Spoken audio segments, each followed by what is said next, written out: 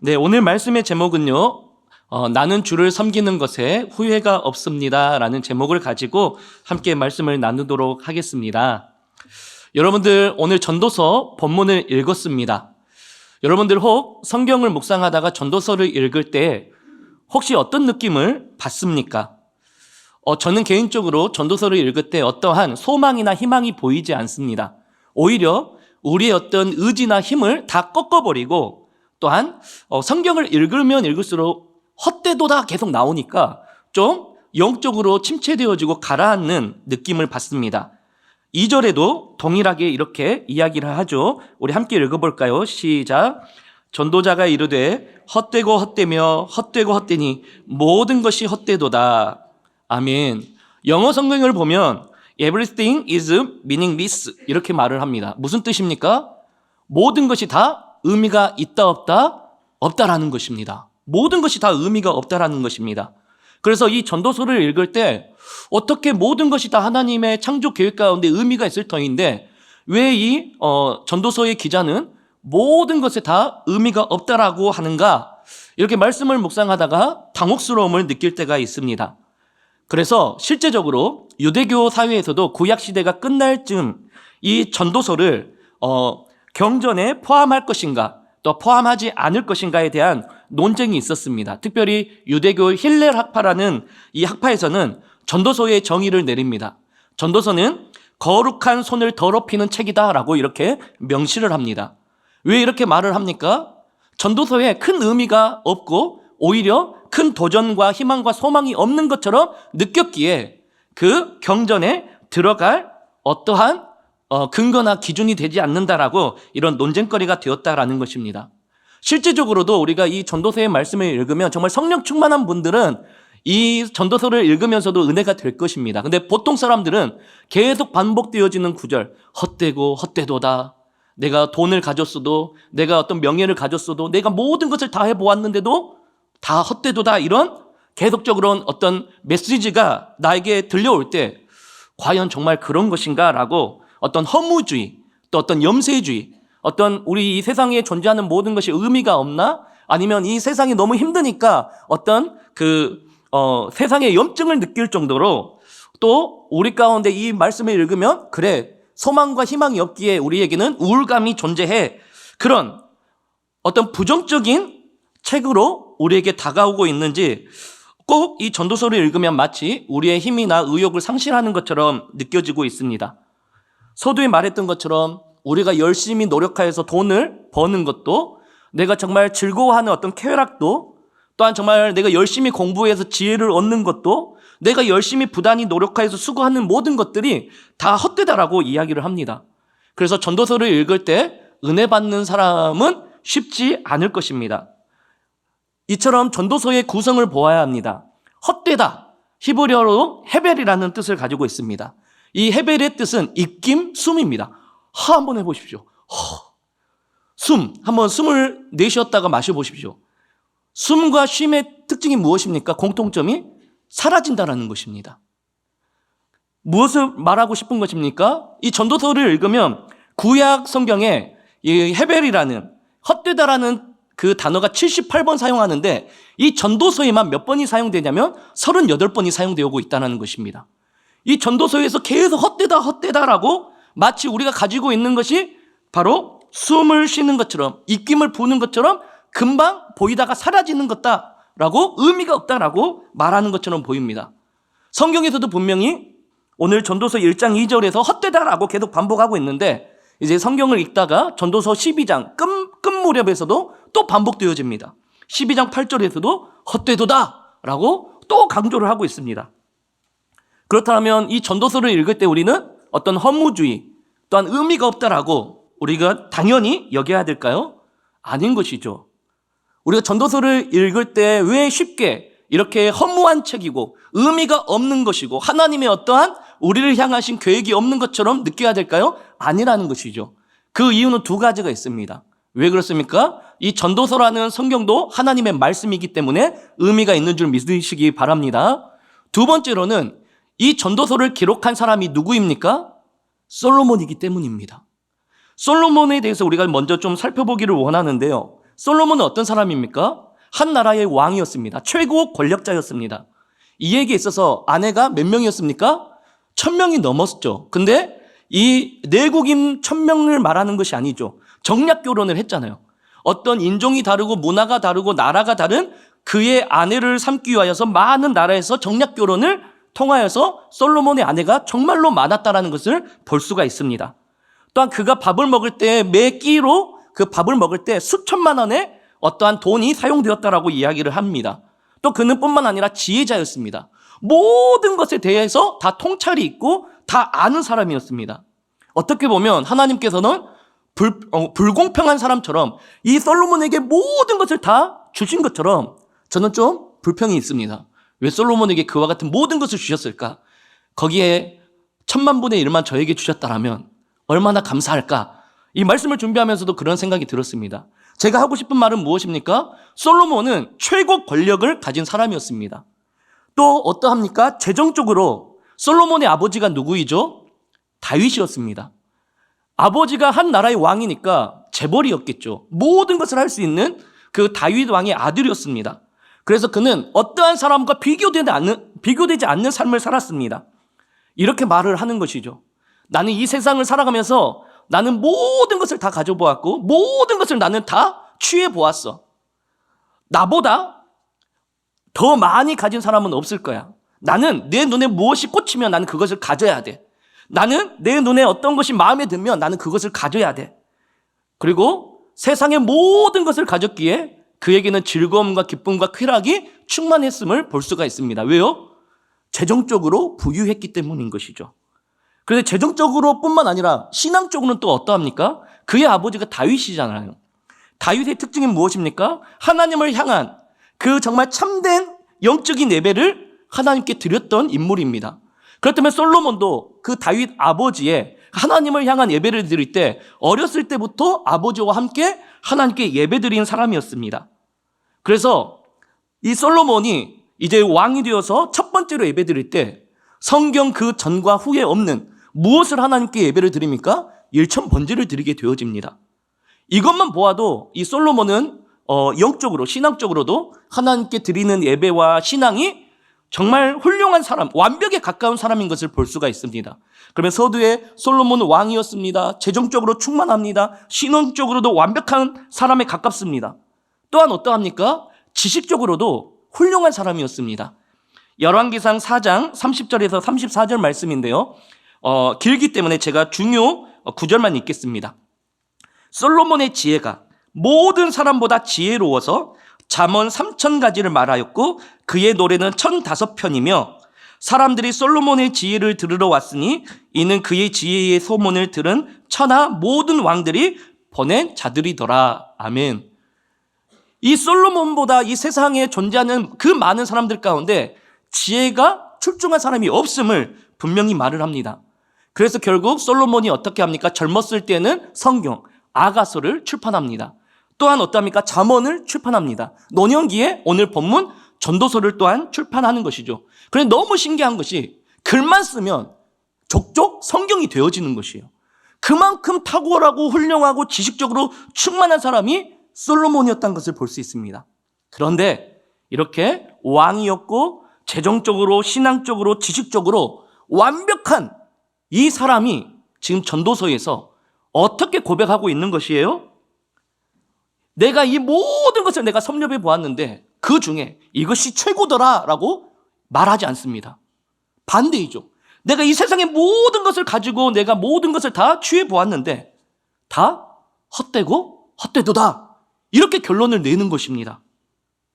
그런데요, 이 솔로몬의 이 헛되고 헛되도다라는 의미에 우리가 아까 서두에 말했던 것처럼 정말 무의미하고 의미가 없는 것처럼 우리가 이 성경을 소홀히 여겨서는 안 된다라는 것이죠.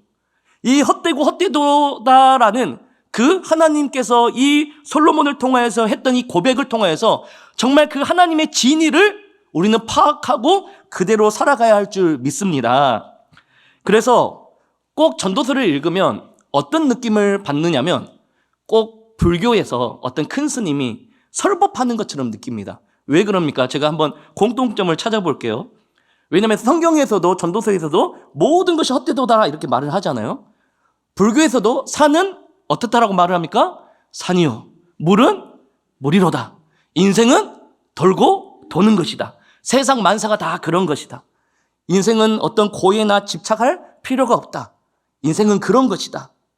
그러면서 꼭 이 불교에서 어떤 큰 스님이 설법하는 것처럼 모든 것은 다 의미가 없다는 것이 꼭 성경에 나오는 전도서의 내용과 꼭 일맥상통하는 것처럼 느끼기 때문에 꼭 전도서의 내용이 꼭 불교계의 어떤 그 설법의 내용과 같다라는 생각이 들 수도 있습니다.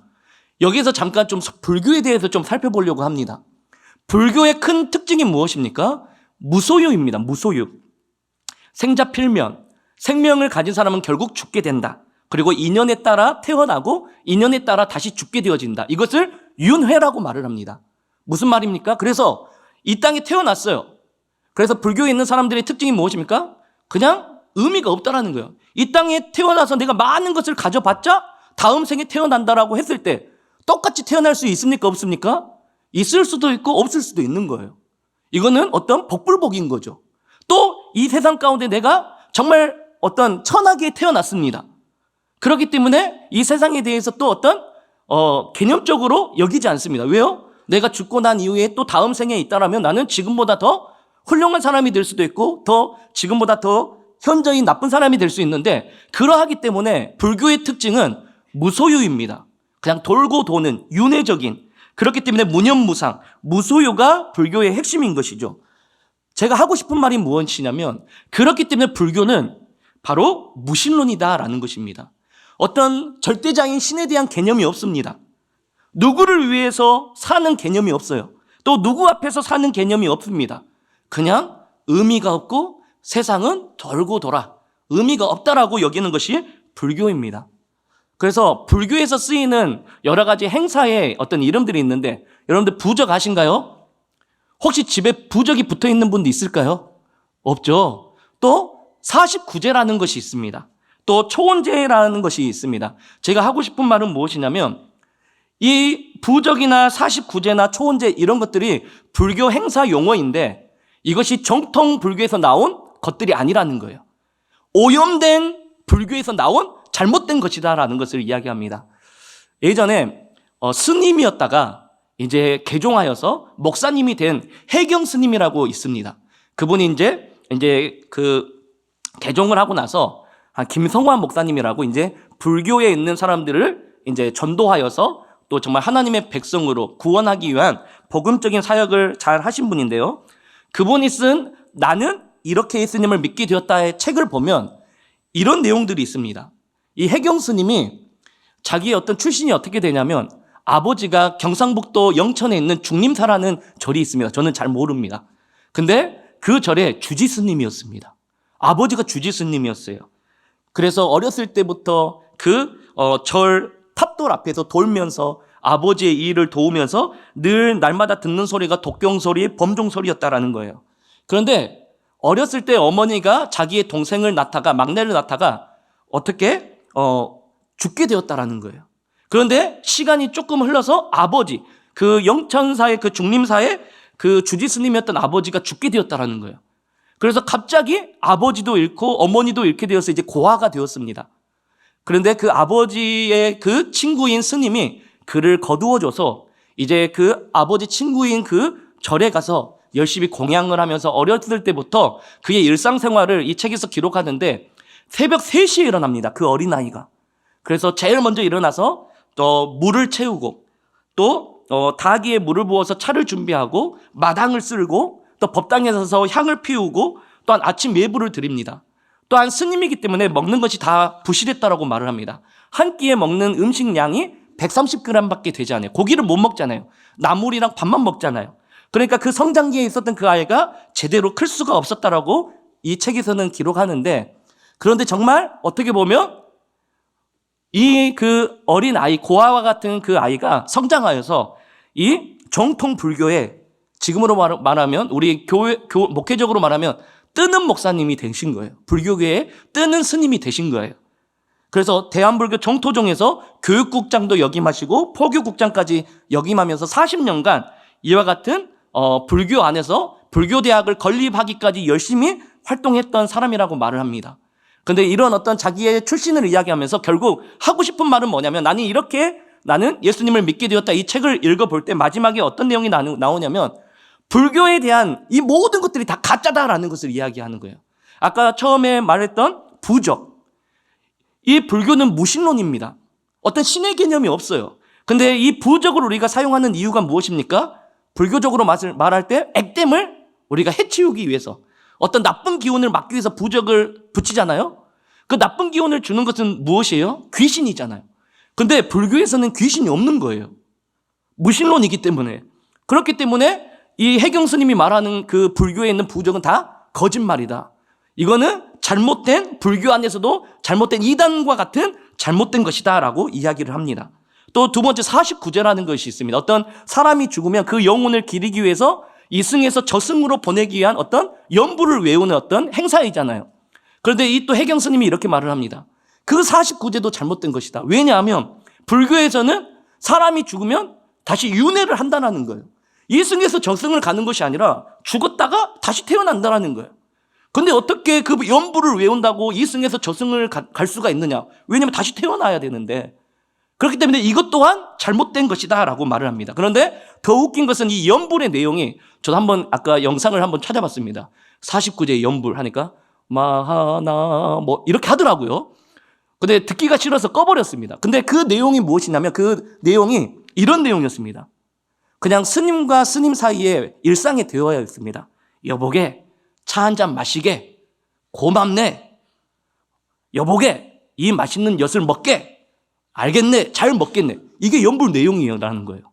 그러니까 해경 스님이 이런 일상의 대화 연불을 한다라고 이 죽은 사람이 이승에서 저승에 갈 수도 없고 또 우리 불교는 무신론이기 때문에 죽으면 다시 윤회하는 것인데 이것 또한 사이비다라고 말을 하는 거예요.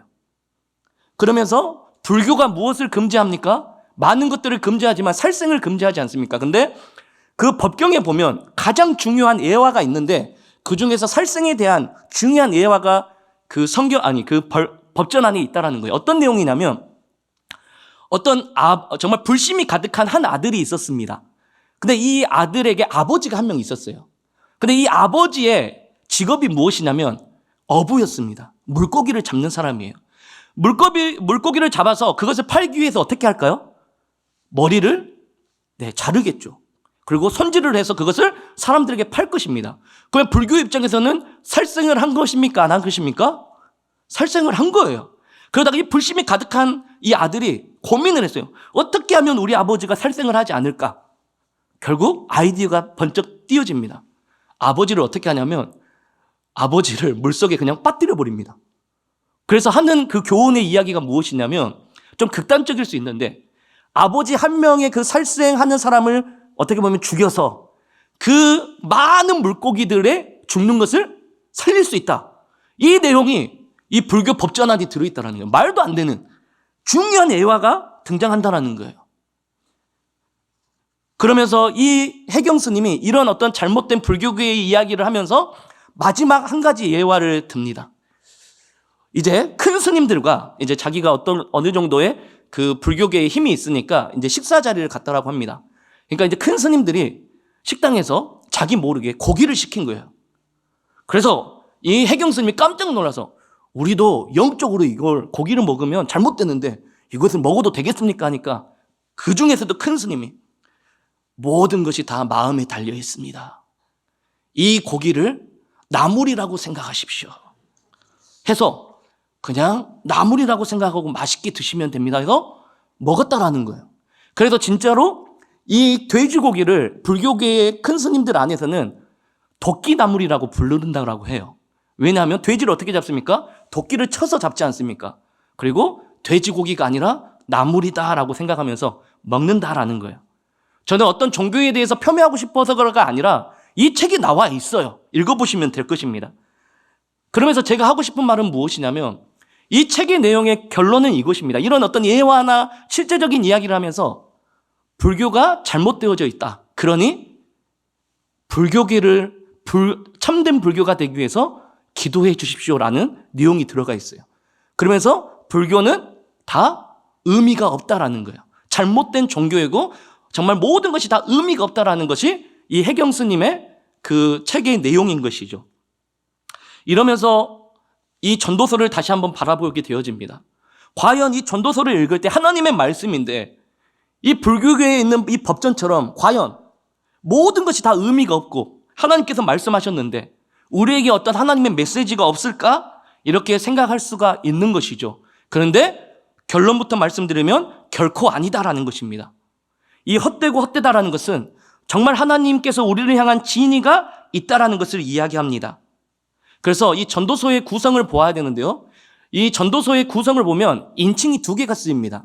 1절에서 2절을 보시면요. 어떻게 쓰이냐면 3인칭이 쓰이는 거예요. 어떤 사람이 이 솔로몬을 소개하는 것처럼 이렇게 어떤 3인칭이 이렇게 쓰이고 있어요. 그런데 3절부터 읽어보면 이제 솔로몬이 1인칭, 내가 나와서 이야기를 합니다.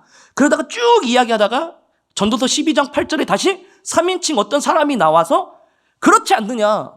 이 솔로몬이 모든 것을 다 가져보았다고 하는데 맞지 않느냐. 솔로몬이 말한 것처럼 여러분들이 가지고 있는 것은 다 의미가 없다. 헛되도다라고 하면서 다시 부연 설명하는 것처럼 1인칭과 3인칭이 이 전도서를 읽을 때 구성하고 있다는 거예요. 이 1인칭이 나오고 3인칭이 나오는 것은 무엇입니까? 계속 이 말씀이 중요하기 때문에 강조하고 싶다라는 거예요. 결국 이 전도서에서 우리에게 들려주고 싶은 핵심적인 말씀은 무엇입니까? 우리 함께 찾아보겠는데요. 전도서 12장 13절에서 14절 말씀입니다.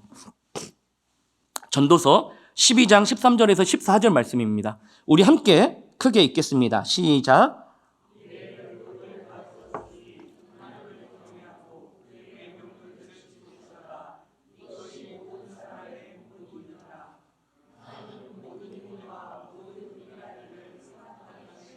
아멘.